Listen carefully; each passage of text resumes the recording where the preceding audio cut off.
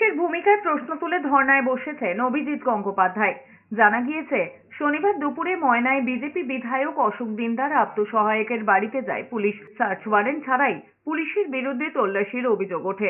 তার অভিযোগ, ময়না পঞ্চায়েত সমিতির বিরোধী দলনেতা গৌতম গুরুং মিসিং রয়েছে। শুক্রবার রাত থেকে তার দুটো ফোনে যোগাযোগ করা যাচ্ছে না। গৌতমের স্ত্রীর কাছ থেকে অভিযোগ পেয়েই তার বাড়িতে পৌঁছে যান তমলুক কেন্দ্রের বিজেপি প্রার্থী। সেখানেই পুলিশের বিরুদ্ধে তল্লাশির পদ্ধতি নিয়ে প্রশ্ন তোলেন অভিজিৎ গঙ্গোপাধ্যায়। এরপরে সেখানেই ধর্ণা শুরু করেন তিনি। বাড়ি খুলো, আমরা বাড়িতে ঢুকবো। আমি কেন বলুন তো? না বলে গৌতম বাবু বাড়িতে আছে, আমি ওনার সঙ্গে কথা বলতে চাই। আমি বলছি যে না, উনি তো বাড়িতে নেই, আর আমার বাড়িতে কেউ নেই, আমি আমার মেয়েকে নিয়ে আছি। সার্চ ওয়ারেন্ট আছে? বলছেন না, সার্চ ওয়ারেন্ট নেই। জানেন আপনার স্বামীর নামে কত বড় একটা কেস আছে? আমি বলছি কী কেস? তাহলে দেখান। কিছু দেখাতে পারছে না। তখন আমি বলছি যে লেডি পুলিশ নিয়ে আসুন, সার্চ ওয়ারেন্ট নিয়ে আসুন, আমি বাড়িতে নেই। আমার ল্যাট্রিন বাথরুম ওপাশ এপাশ চারদিকে লন্ডভন্ড করতেছে।